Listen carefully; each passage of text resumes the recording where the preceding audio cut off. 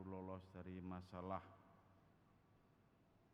dia dengan istri dan anak-anaknya harus mengungsi sebentar dari rumahnya karena rumahnya itu disatroni wartawan-wartawan yang mencari berita karena dia dituduh sebagai salah satu dalang untuk penggelapan uang perusahaan. Ini perusahaannya besar dan favorit gitu. Jadi dia harus menyingkir sebentar gitu. Namun setelah audit diadakan pemeriksaan karena sudah sampai ke tingkat ranah hukum, ternyata Bapak ini tidak tersangkut apapun. Justru yang melaporkan itu yang malah menjadi pelaku utamanya gitu. Akhirnya dia kembali pulang, tapi dia juga sekarang jadi repot karena para pengacara ini datang untuk mengajak, ayo Pak, Bapak kan sudah namanya dijatuhkan, ini kesempatan untuk gantian melapor, gantian untuk menjatuhkan orang yang menjatuhkan nama baik Bapak. Itu dia jadi sumpek juga karena setiap kali mesti menolak. Tambah runyam lagi karena istrinya juga ikut-ikutan. Bapak ini gimana sih? Kita ini kan sudah dibuat menderita sama dia. Kita itu loh sampai harus ngungsi sebentar itu. Kita ini harus pergi menanggung malu, bahkan difitnah seperti itu. Mestinya harus lapor balik Pak, kita balas itu. Bapak ini hanya menjawab begini, enggak, saya hanya mengikuti hukum Kristus saja. Saya mau mengampuni dia. Saya enggak mau ikut-ikutan balas. Nanti tambah enggak selesai masalahnya. Nah ini, jadi masalah yang tadinya dengan orang lain malah masalah dengan istrinya juga. Karena Bapak ini bersikukuh, ya, dia mau mengampuni, tidak mau masalahkan lagi, biar dia kan sudah dapat hukumannya, tidak perlu kita nambahin beban hidup orang gitu. Dia mau tekun untuk sungguh kekeh untuk memegang hukum kasih. Ya istrinya sama-sama Katolik tapi istrinya nggak terima karena namanya jadi jelek gitu ya. Dia kemana-mana pernah jadi gosip pembicaraan orang itu loh, istrinya koruptor itu loh, istrinya ikut makan hasil korupsi macam-macam, loro ati.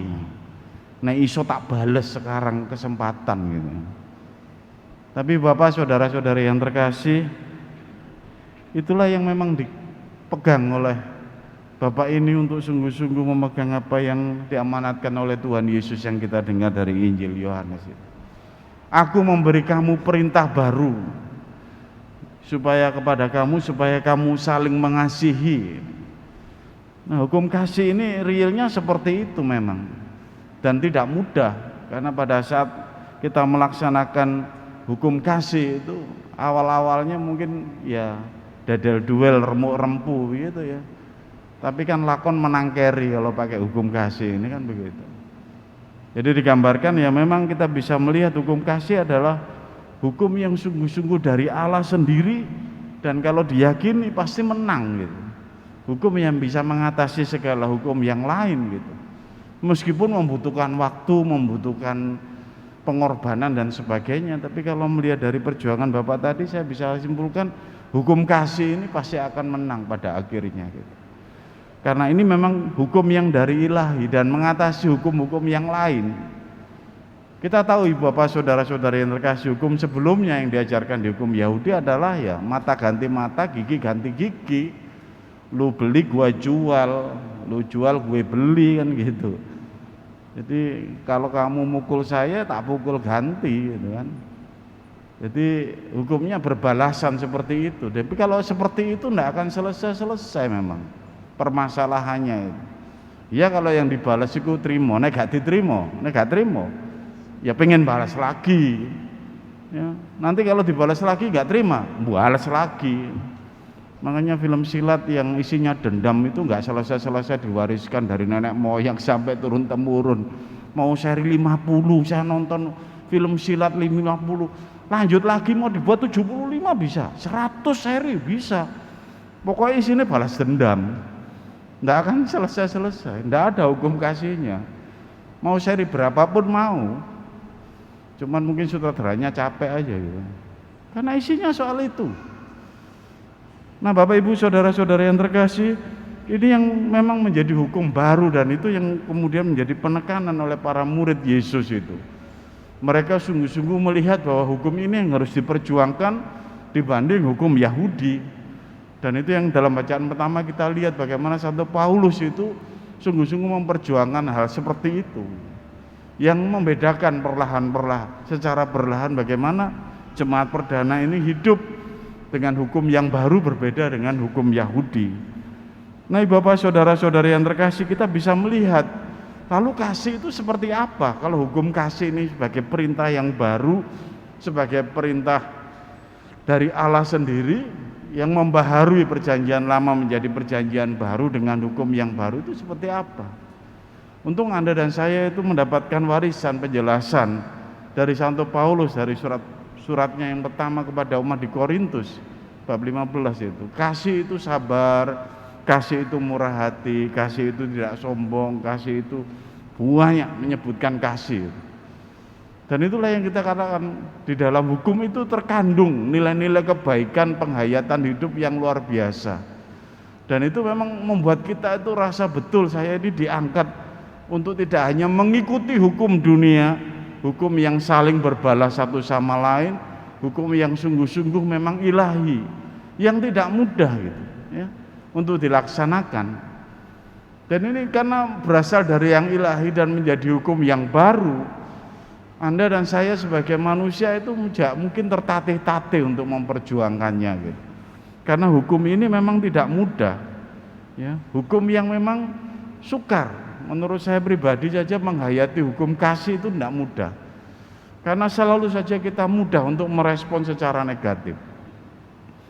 Dan kadang-kadang kalau memakai hukum kasih pun juga perlu untuk waktu lama gitu ya. Jadi itu yang membutuhkan sungguh kesabaran terkait untuk menghayati hukum kasih ini.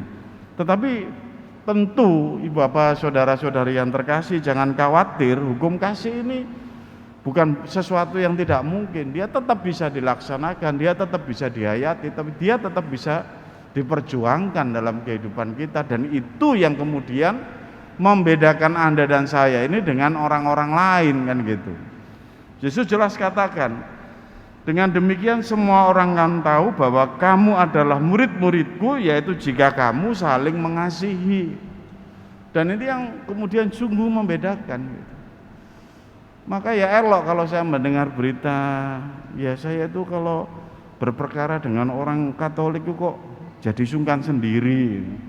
Karena dia itu ya sudah gitu aja, ngalah gitu. Pengennya itu get-getan kenceng-kencengan, tapi ya sudah nggak jadi marah dan sebagainya. Ya itu memang hukum kasih. Jadi kalau kita mendengar dalam kehidupan kita sehari juga begitu. Hukum kasih itu memang selalu memenangkan banyak perkara meskipun membutuhkan pengorbanan dan waktu yang cukup panjang. Nah tantangannya adalah Ibu Bapak saudara-saudari yang terkasih, kalau kita melaksanakan hukum kasih itu kalau di era sekarang ini rasanya Anda dan saya itu dinilai tidak punya prinsip ya. Hukum kasih kok begitu, nggak punya ketegasan apa-apa, diginikan nggak apa-apa, digitukan nggak apa-apa gitu ya, dipancing-pancing, digoda-goda dan sebagainya supaya marah, supaya begini dan sebagainya dengan hukum kasih nggak apa-apa. Itu rasanya kamu tuh nggak punya ketegasan dalam hidup. Hukum kasih itu lalu dipandang seperti selalu ngalah, bahkan hukum kasih itu dipandang bodoh gitu ya, dipandang dungu. Karena apa? Ya zaman sekarang ini kan pengennya orang mengekspresikan dirinya. Wah, kalau marah itu ditunjukkan marahnya, kalau sedih ditunjukkan sedihnya, ya harus ekspresif gitu ya, era milenial ini supaya kelihatan karakter kita gitu. Tapi hukum kasih kan tidak begitu. Hukum kasih itu kalau diapa-apakan mungkin ya cenderung direnungkan dulu. Kamu itu loh Pak, digitukan saja kok diem aja, kayak orang bodoh gitu.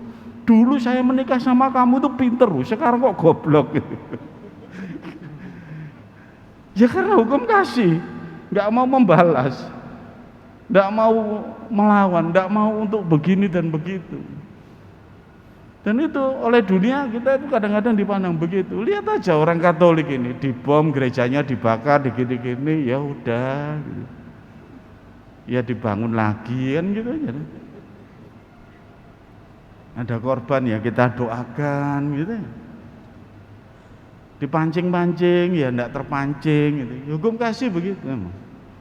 Dan itulah kekenyalan hati yang sungguh-sungguh karena diliputi oleh rahmat ilahi. Maka Bapak Ibu saudara-saudari yang terkasih, saya setuju dengan lagu Ajarilah. Ajarilah kami Tuhan saling mengasihi. Ajarilah kami. Supaya diajari betul, ajari Tuhan. Karena ini memang hukum darimu. Ini hukum yang mengajak aku untuk bisa berbeda dengan orang yang lain. Hukum yang membuat saya itu sebagai jemaatmu untuk sungguh-sungguh merasakan kehadiran. Ajarilah aku Tuhan. Ibu Bapak, saudara-saudari yang terkasih, apa yang menjadi dampak sebenarnya? Meskipun kadang-kadang kita melaksanakan hukum kasih itu akibatnya, efeknya lama. Mungkin solusinya bukan solusi yang instan kalau kita melaksanakan hukum kasih. Ya. Tapi efeknya adalah Anda dan saya itu kalau melaksanakan hukum kasih ya bisa jadi kita merasakan betul damai. Ya sudah gitu aja, damai. Tidak terlalu bingung lagi cari-cari hal untuk membalas kan gitu. Nggak perlu ribet ruwet lagi untuk mencari-cari kesalahan selanjutnya dan selanjutnya kan. Ya sudah wis, cukup sampai di situ, cukup terima kasih. Dan itulah membuat kita damai. Itu yang kemudian kita bisa melihat efek yang kedua selain damai apa? Kita merasakan ketentraman, kita merasakan juga bahagia Tuhan. Aku merasakan Engkau menjaga hatiku, Engkau merawat hatiku yang mungkin terluka, Engkau melindungi hatiku. Engkau mengajak aku untuk pulih kembali bersama Engkau, tidak harus merespon menjadi yang berlebihan gitu. Dan kalau kita bisa melihat bahwa hukum kasih ternyata juga merukunkan banyak hal. Saya itu sampai heran dengan orang-orang Katolik, dengan keluarga-keluarga Katolik gitu ya. Itu perkawinan Anda itu menjadi sungguh jaminan jempol kalau menurut saya dalam kesaksian di dunia. Kalau saya membandingkan itu ya, kalau di pengadilan negeri dan pengadilan agama yang lain itu, perkara meng titik ae gegeran dan mau cerai gitu. Ya, perkara teh kurang legi, kopi kurang manis gitu ya. Perkara gaji dikurangi itu sudah cerai gitu. Kalau perkawinan, tapi orang Katolik ngono kok dadi masalah lu ya perkawinan itu. Aku diselingkuhi Romo tetap mengasihi kok gitu. Tak doakan supaya kembali betul pasangan saya dan tetap bersatu seperti diikrarkan di depan altar lu jempol itu. Iku wong Katolik iku. Dan itu menurut saya perkawinan Anda itu sungguh menunjukkan kesaksian hukum kasih ini yang nyata gitu. Ini Bapak, saudara-saudari yang terkasih, saya menyapa Anda yang hari-hari ini mungkin terjerat dengan hukum dunia, pengen bales, pengen ya marah betul dan merancang pembalasan.